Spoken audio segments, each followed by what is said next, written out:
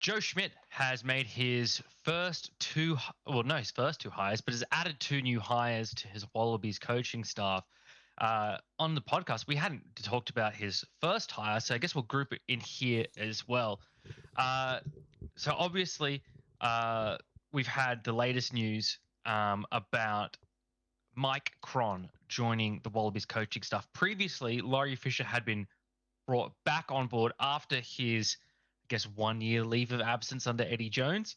But it's a solid coaching staff that Schmidt is now starting to put together. So Cron, he's been with the All Blacks previously. He's got a wealth of knowledge in that area, particularly.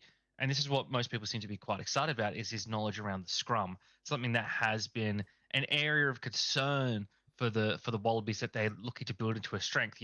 We've got the forwards to do it. It's about implementing the pieces correctly. That's always been the thing with Australian rugby, is that the talent is there. It's the implementation of that talent, the usage of that talent, that has been always a bit questionable at times. Now, a non-coaching hire, but still hire for the Wallabies staff, is Chris Thomson, who's been appointed as the team manager. Now, Thomson was previously working at the ACT Brumbies, where he was the general manager of professional rugby and pathways, which he's been doing since 2022. He's previously been employed at World Rugby in the high performance and player development units, and was also a general manager of the Fijian Dura. So a wide range of experience for this new general manager for the team. I think what that will mean as well, with also having worked in World Rugby, having a bit of an understanding of their mindset as well, working in the Brumbies Pathways program, things like that as well. I think team selection is going to be very wide ranging, but still, I think, concentrated within Schmidt's philosophy of sort of picking more domestic players than foreign-based players. Look, it's all good news for Wallabies fans until it's not, I guess. That's sort of what this is sort of, we had a similar thing with Eddie, although I guess with Eddie, there were some worrying early warning signs that we were just like, oh, it's a bit questionable. I don't think anyone is looking at anything that Schmidt's done and questioned it at all. You know what I mean? I don't think it's been debatable the things he's done. He has his reputation as sort of a quiet sort of operator, and that's sort of been what he's doing. But he hasn't been afraid to front up to the media, front up to the rugby podcast and things like that, and speak his mind about the direction he sees he wants the Wallabies to take and things like that. So, it's been, and I guess with some of the Australian Super Rugby results, along with some of the New Zealand Super Rugby results, Wallabies fans are daring to hope. It's the hope that kills you, isn't it? As they say in Ted Lasso, I think. So, look, anytime you get a coach coming out of the All Blacks circle, it's probably a good sign. You know what I mean? Like it's never going to be a bad thing. And Joe Schmidt does this well. I think he's got a wide-ranging network in the rugby world with his time over in Ireland, his time in New Zealand. So he knows what he's doing, and especially to start where he has to start for the Wallabies, which is pretty much level one, like starting from scratch. Like Eddie Jones hasn't given him really anything to build off. And then, I think he's done everything right. Like, again, Fisher was the first one that needed to come back, and I think, a lot of Australian Wallaby fans and Australian rugby fans like Laurie Fisher and hope that will be a players as well. Exactly. So I think it was, and again, as you mentioned pre-podcast, Eddie Jones' first or couple of signings were lead coaches, and he was going in a direction of probably a bit more strategical, different thinking to than what he or the game is used to. Whereas Joe Schmidt is a pretty straight and narrow guy. I think he's going to get the boys playing some real rugby. Exactly right. He's about sort of precision and perfection, whereas Eddie Jones' style more, I guess, akin to bit wild and unexpected and out there. And what's killed the Wallabies in recent years has been lack of execution. A terrible penalty count, decisions not going their way, referees seemingly hostile to the Wallabies and not granting them calls. What reasons could that? There's reasons in that. Perhaps poor captaincy training, poor but the more like little infringements you have over the game, the more likely a referee is to rule against you as well. So if you have a reputation, it will affect how referees see you in the game. That's how many referees have come out and said that. How many players have come out and said that. It's a thing. It happens. So that's what I'm going to be looking for here. It'd be really interesting who Wallabies captain is this year. I was literally just about to ask. I was like, putting you on the spot. You just mentioned captaincy decisions. You just talked about the captain. Obviously, Aliatoa is still out injured, I believe. I could be wrong, but I'm pretty sure he's still out. I haven't seen him back in. James Slipper is still playing some decent footy. Then you've got the likes of Will Skelton, who potentially, maybe, we don't know. Obviously, Michael Hooper no longer there. Again, it's hard now to tell you, to put you on the spot, because you don't actually know what the squad's going to look like. But you look around and you go, who are the captains currently at Super Rugby level?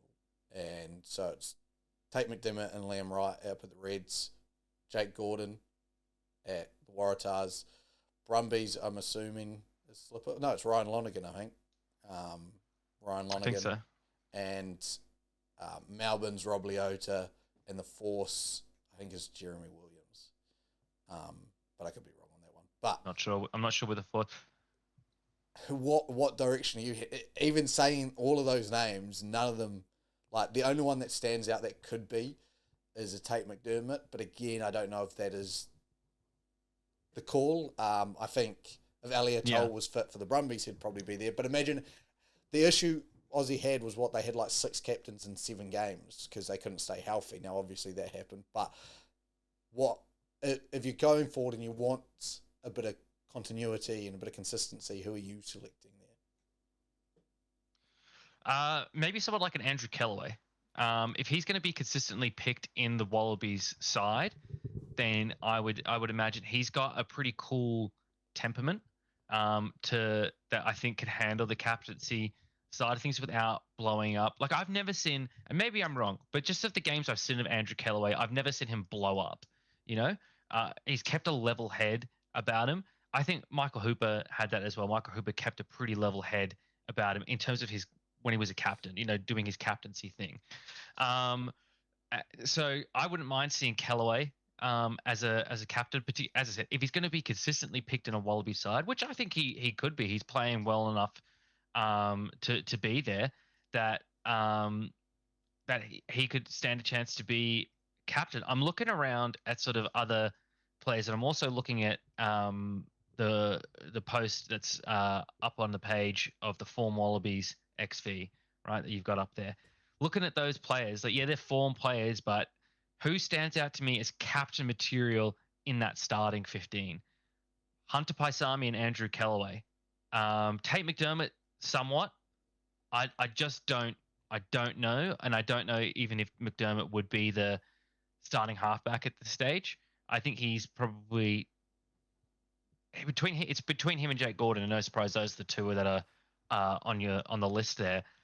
But if I'm thinking about a player, to me, still, of those 3 names I just mentioned, Andrew Kellaway is the one that stands out to me as who would I want to be my captain? Who would I want to follow around the park, kind of thing? So yeah, that's what I think. A bit of a break from tradition for the Wallabies, but I think he's good enough to be consistently picked in the Wallabies squad, enough to be a captain. And I think he is electric when he's on the field, so he can lead by example, but also he has the temperament for it, which is really important, particularly with referee negotiations and dealing with referees while on the field. Yeah, and one I wouldn't have picked, so interesting. I'm going to chuck a name out there, and now the only issue, as we talked about recently, I just said, was like 5 captains in 6 games or whatever it was because of injuries. A player by the name of Angus Bell. Now, consistently I had very good. Thought of that one as well. Will more than likely be in the team near on just about every game as long as he's healthy. In my opinion, it could be a really good combo if Slipper keeps playing the way he's playing with his form. If he's on the reserve bench, Angus Bell starts, and then when Slipper comes on, the captaincy just switches over. That's my issue though. Is I'd want my captain to be on the field the whole game. And as well, props and front rowers, probably swap out earlier than maybe someone in the halves as well. So like if your captain's on for less than 2/3 of the game, that to me is sort of an issue. It breaks a bit of the continuity of the conversation with the referee as well. Of that relationship that you need to build with the ref, which was a problem. Like we said, there were 6 different captains in a short period for the Wallabies. Hence why I'm looking at this little sort of break in tradition as well. With Kellaway, who could be an 80-minute player if he's on the wing. And yeah, Angus Bell is a leader in my mind. I think he has potential to be maybe a future vice captain or future captain as well. I don't know if I'll go in that direction just yet. He's still very young as well. Maybe you're setting yourself up there for a long-term future captain of the Wallabies. I think he still needs to learn from another captain maybe or something like that. I don't know. I like Angus Bell a lot. He's one of my favorite players. In fact, he's probably my favorite player at the moment. Really love what he does on the field, off the field. Love everything about him. I just don't know if the way that the Wallabies need to rebuild suits putting a young prop as a captain right now. Maybe a year or two down the track, if the Wallabies start to find some success and they start repairing the relationship with the referees, if they start having a continuity of talent on the field, a continuity of a squad, continuity of a game style plan that is successful, I think then you can have him in sort of a mentorship program with like James Slipper and Alan Alatoa, all right, on how to be a captain. In fact, you could be starting that now, but I don't know if now's the time to anoint him. I agree. I do like the on the field for the whole game. I just don't know if a winger is the choice for a captain. I think, again, that's that relationship with a referee. They're already out on the wing. I think it would take away from what Callaway could do on the wing. I think it would put too much on his shoulders. We have no right answer at the moment. And it's definitely not a bad shout. I just don't think a winger. Like I'm trying to think back if he plays wing as well. I mean, he could play fullback and have Nwangani Tuase on a wing as well.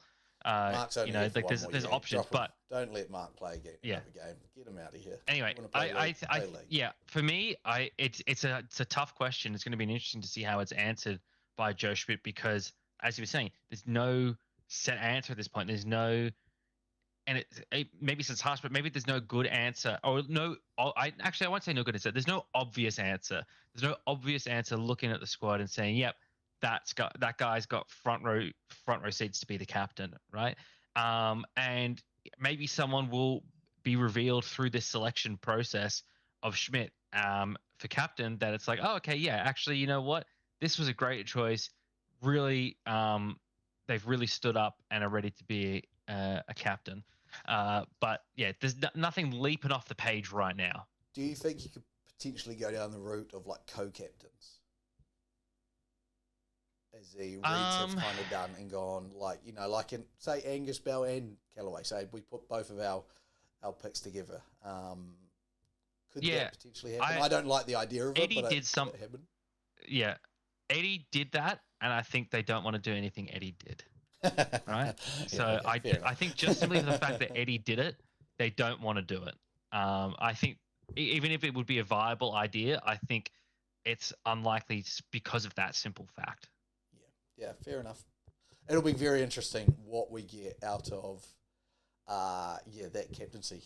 Because as you've just said, no glaringly obvious one, which I think for most teams would spark a bit of a worry. But I think where the Wallabies are, it's not the worst thing in the world. You're at a rebuilding, as we said, we're starting from ground floor, building up. It's not the worst thing to have this issue and to be deciding this now. Another word for captain, my friend, or similar to a captain, is a chief. And we have a new Kansas City Chief rugby player. Oof. Like that. That was so smooth. Wow, that transition. Smooth. Smooth like peanut butter. Rees Zamitt has signed for the Kansas City Chiefs for 3 years. Yeah. Mate, you are our NFL guru. Give us a rundown of this, how it's happened, what's happened, who's happened, where's it happened, if he'll do any good, what you think, because he's living up to the numbers, let's be honest. Yeah, look, he was, I think, pretty damn good as a member of the Welsh team at the Rugby World Cup. I think he was one of the players. No, he wasn't one of the players I picked in my World Cup squad where we picked a player from every nation or anything like that. But he was a name that stood out to me for the Welsh. Now, he was a winger for the Welsh and for Gloucester in the English Premiership. So we know he's got some pace, which is always great for NFL teams. The Chiefs have got him as sort of a hybrid running back, wide receiver. Probably will do some kick return sort of stuff. If we look at his, I'm just trying to find his height here, but he's reasonably tall as well. So I think he's 1.91 meters. So if we look, I think he's definitely got some chance to do some things in the receiving category. 6'3", which is pretty tall for a running back. So I'd expect to see him more as a receiver than a running back. Also, he's 23 now. He was 22 when he signed up to go into the NFL program. He's 23 now. So I would expect to see more as a receiver. The thing about his age, it's important because he's young. He's got the opportunity to learn. He's an athlete that what a great thing about him is he's played rugby, so he's used to contact. He's used to getting hit. He's also used to hitting back. So I think he's got an element of toughness in there as well. So what happened was he declared that he was going to try out for the NFL, and he went through the NFL's International Player Pathway Program. Through that, he had a sort of pro day workout thing for the whole league. Then he had visits with various teams, including the Kansas City Chiefs, and he ended up signing with the Chiefs. I think they were the first team he visited, and he ended up signing with them, which, why wouldn't you? If they're willing to take you for a 3-year contract on better money than you made playing rugby, the current 2-time Super Bowl chance with the chance to go back to back, that's pretty incredible. Now, I also have a personal connection to Louis Rees Zamitt, right? The connection I have is that his last name Zamitt is a Maltese surname, and his grandparents actually emigrated from Malta to Wales, and my dad's side of the family comes from Wales. So really, we're basically family as well. So definitely rooting for him to have great success in this competition. We're basically the same. He's 6'3". I'm not, but that's fine. It's whatever. But we're both handsome. Welsh Maltese background. So basically what I'm saying is, if I had decided to transition to the NFL at the age of 22, I probably could have done it since he could do it. So what you're saying actually, what you're actually actually saying is you're going to be drafting him with your first pick in our fantasy draft. That's what you're saying. Exactly right. Louis Rees Zamitt in NFL fantasy, round 1, pick 1. Yeah. No, look, I think he's got a real chance. Now, a lot of other players have tried to transition to the NFL. I think the issue with them is that they've probably done it when they're a bit older, right? Jared Hayne is the one that sticks out the most, obviously. It was, he was sort of in the late prime of his career. Now, Valentine Holmes tried it as well. He was a similar age. I think he was a year older than what Rees Zamitt was when he tried out for the NFL. He is a little shorter than Rees Zamitt. So his height was awkward. Wasn't quite tall enough to be a receiver. Wasn't quite short enough to be a running back. Wasn't quite solid enough to be a running back as well. I think Rees Zamitt, I think he just needs to focus on his receiving rather than running back. Like if you look at his body shape, it looks like an NFL receiver's body shape. He's got those long limbs, lanky type thing. He's a winger, right? Val Holmes has more of a rugby player's build, a bit lower to the ground because he's just a little bit shorter, but he's also just a little bit almost thicker as well. Not quite that slender willowiness you expect from an NFL receiver. Even that is sort of deceiving because they are built as well. But he just I think he's got a more receiver type body shape than running back. And that's where I expect to see him flourish. Now, particularly for the Chiefs who have had pretty bad receiving options since Tyreek Hill left.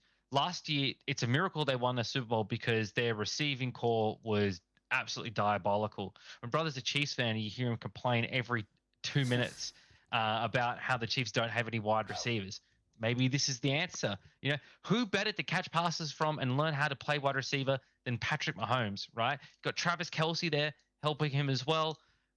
Look, I think he's ended up in probably the best place he could have possibly ended up to make this a success.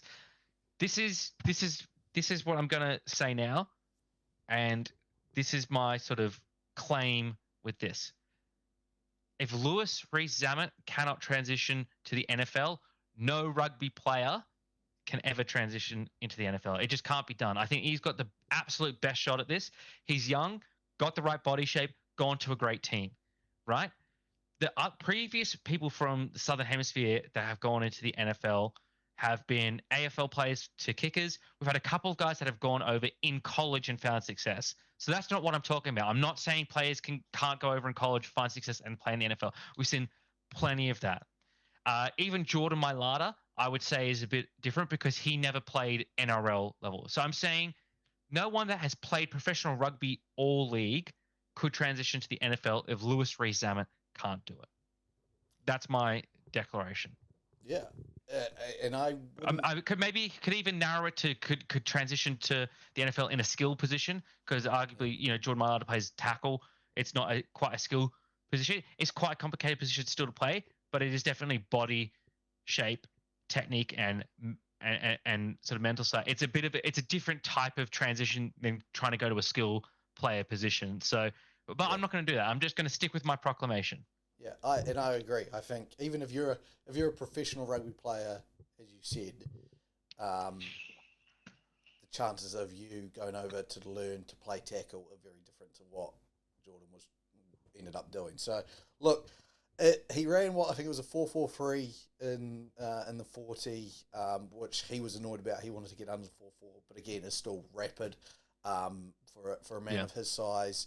All the numbers check out, and as you said, there's not much better place to go to than having the best quarterback, one of the best, if not the best ever tight end in the game, teach you some tricks, and then having one of, if not the best coach in the world, teach you how to play football with Andy Reid. So, look, he's set up for success, I think, and I think he will succeed. I think he'll surprise a lot of people. And again, it depends, I guess, what your definition of success is.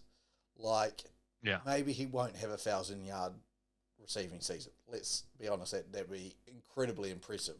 But say he has 500 receiving yards, a few touchdowns here, and is a key piece or a part of the piece gets him back to the championship. If he features regularly in regular season games, that counts. Agreed. Val Holmes, Jared Hayne were on practice squads featured in the preseason, maybe 1 or 2 carries in the regular season, if I'm remembering correctly. Yeah, maybe Hayne not even that. Had a carry in the season, but was primarily used special teams. But again, I think as you said, if he's regularly featured, if he's going out getting active live snaps, then he's considered a success. And the fact that they have signed him for 3 years seems that they are very interested in what they can get out of him.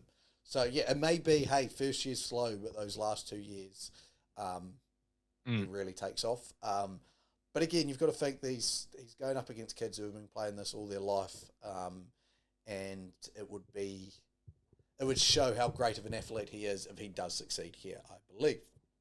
Yeah. Let's move on and start laughing at you, bud. Ha ha ha ha ha.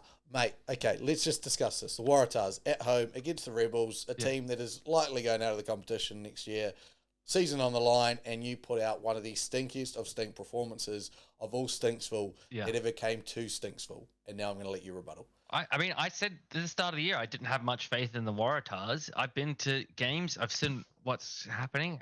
It's true. There's not much there to be happy or proud of. And what's the terrible part is that they've had all these narrow losses. They could easily have been wins, but they've shot themselves in the foot. There's been undisciplined play, silly mistakes, mental errors that have cost them. So it's not like they're an untalented bunch. It's not like they don't have the skills. It's not like they don't have the ability to score points. They're literally doing it to themselves. At the end of the day, and this is wild considering where we were a couple of years ago, the buck for this has to stop with the coach. Coach is responsible for those things, right? The players do it on the field, but their conduct is attributable to the coach, right?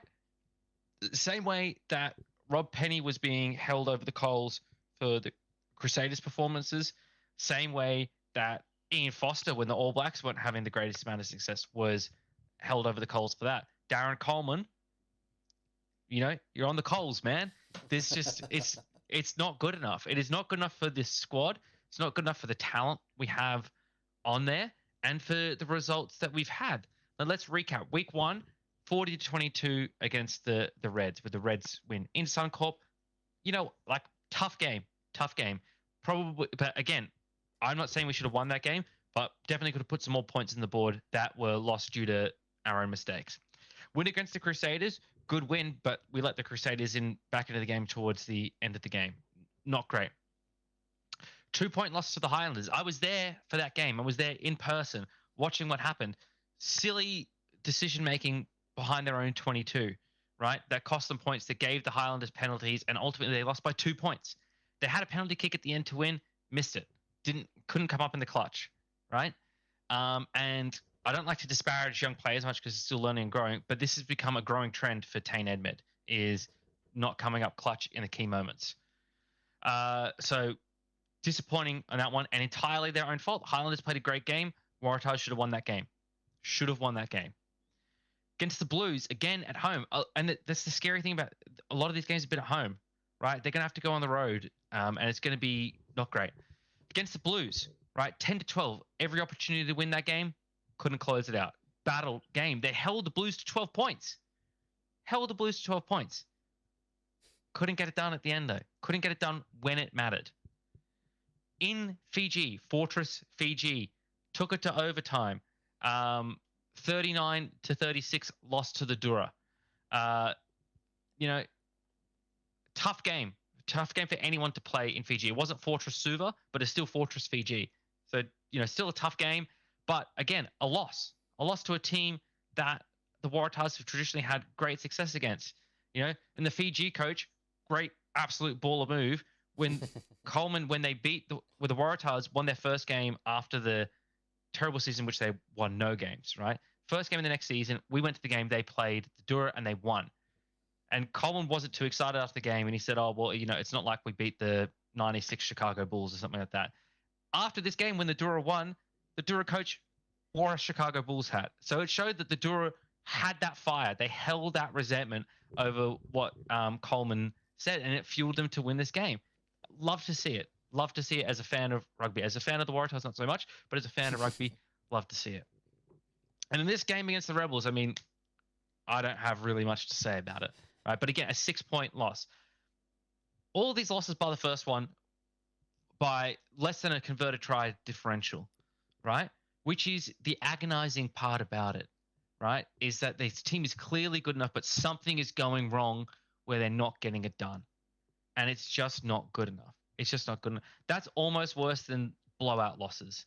It's almost just like, blowout losses, you can sort of look at it and be like, geez, we just don't have the pieces. We don't have the talent there.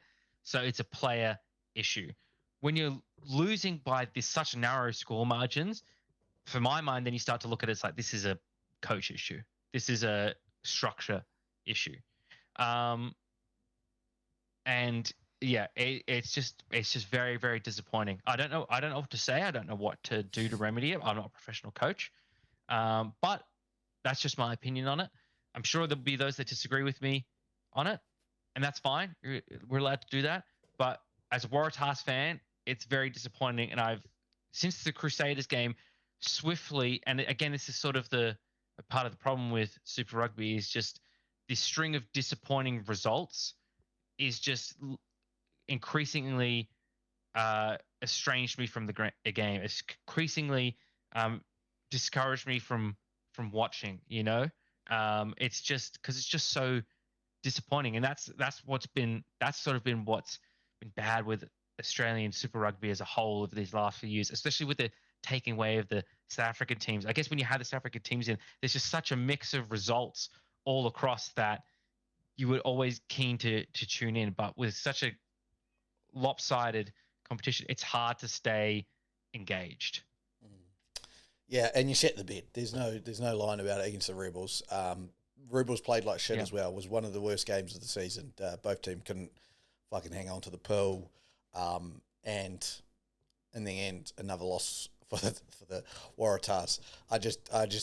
I can't believe, like, the Rebels, through the skin of their teeth, they're somehow still winning games. They've beat you, beat the Force, and beat Moana Pacifica, the three teams that are probably going to finish bottom three.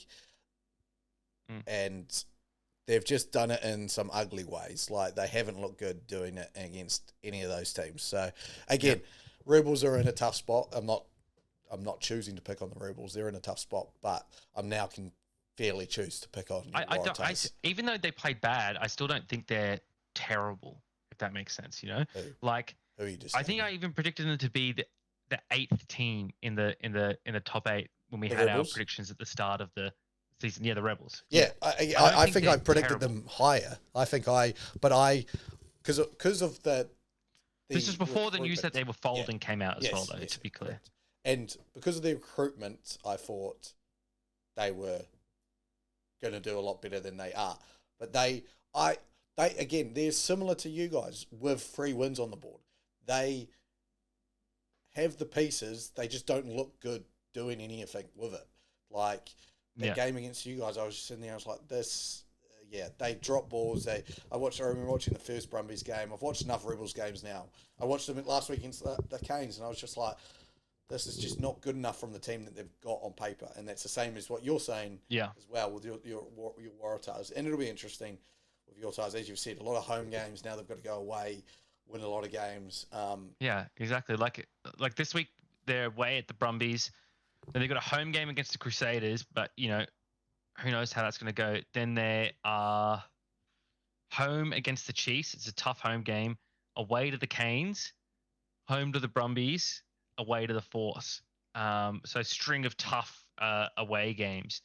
But speaking of the Crusaders, the dream is over. Well, not quite over. We should have said a 2-win season maybe for the Crusaders. Yeah, it's over. But they beat the Chiefs. We all know what's happening. The winless streak of the Crusaders is over. They're no longer bottom of the table.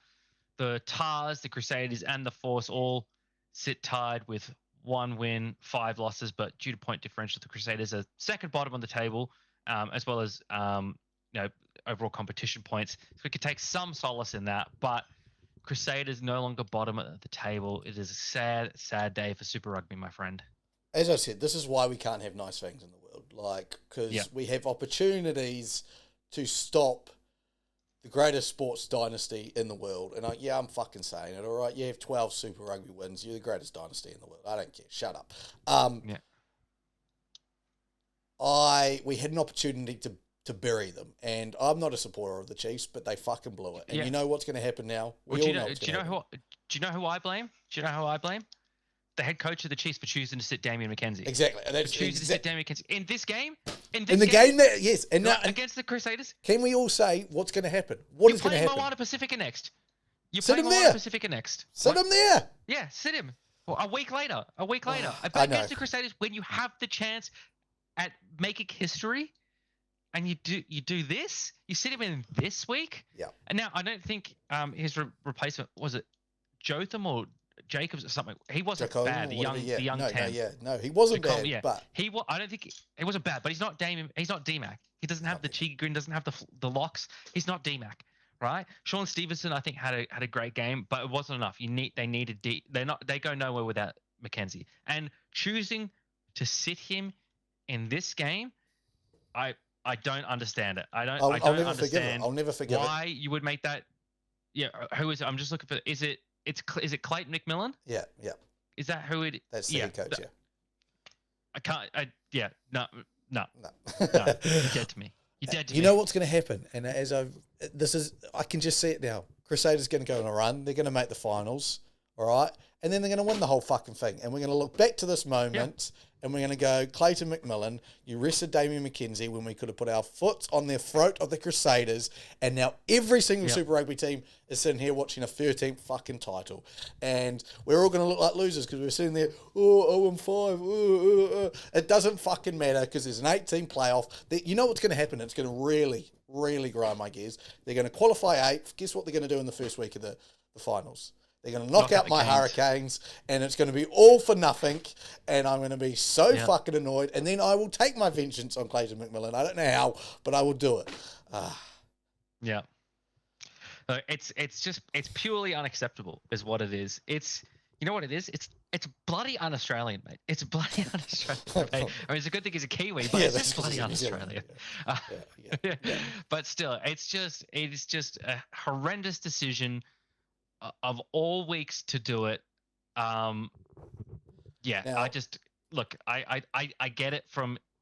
It's probably the hero we need, but not the one we deserve type Dark Knight deal, where it's just like the sensible thing to do for the team for our chances is to sit McKenzie against the Crusaders, where he's more likely to get injured than he is against Moana Pacifica, because it's probably going to be a bit more of a physical match.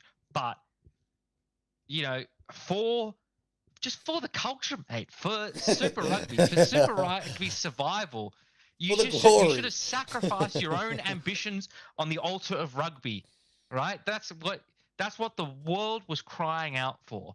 Was for you to lay it down on the line to make history, to keep Super Rugby alive, and we will look back at this moment one day with tears in our eyes as the moment we could have turned the ship around. At the moment, the Titanic could have avoided the iceberg, right? Mm-hmm. If only the Lookout had seen the surging ball of ice coming towards it, seen that their path was taking them towards death and damnation. If only Clayton McMillan could have seen that the Crusaders are going to go on a run in the finals and win another Super Rugby title, he would have started Damien McKenzie in this game. But he didn't. McKenzie didn't play, and the Crusaders didn't lose. And we're damned because of it, all of us. Do you want to know, we are damned. Do you want to know a conspiracy theory that's up there with, 9/11, Razor? Obviously, Razor influenced McMillan to head coach of the All Blacks, to rest McKenzie so that he would pick up for All Blacks. Guess who tapped him on the shoulder? McMillan was like, "Hey, I just need Damien McKenzie rested. Oh, you're playing the Crusaders this week. Oh, my team, the dynasty that I helped build and grow. Oh, they desperately need a win. What do you think happened? Like, let's not be stupid. Yeah. Don't fall into that trap where everyone, it happened. Razor tap McMillan tap McKenzie, Crusaders win, end of story. And Super Rugby's now lost forever. Yeah. It's the greatest sporting scandal since O.J. Simpson. I'll just say it. Since O.J. Simpson, Deflategate, Spygate in the NFL, whatever you want to call it, Tiger Woods, doping scandals in the cycling and the UFC. It's bigger than all of that, right? It's bigger than all of that. It's worse than all of that. And our souls are damned to burn in the fires of rugby purgatory and hell with the Crusaders winning another title. This is the moment. This is the time where we could have done it. Everyone else stood up and did their part, right? Chiefs did it in week 1. You could have done it again. Easily. Didn't do it. The Waratahs, the shitty fucking Waratahs did it. All right? The Dura did it. All right? The Hurricanes, your Hurricanes did it. Okay? The Blues did it. Chiefs, the time when history called their name, they didn't answer the call.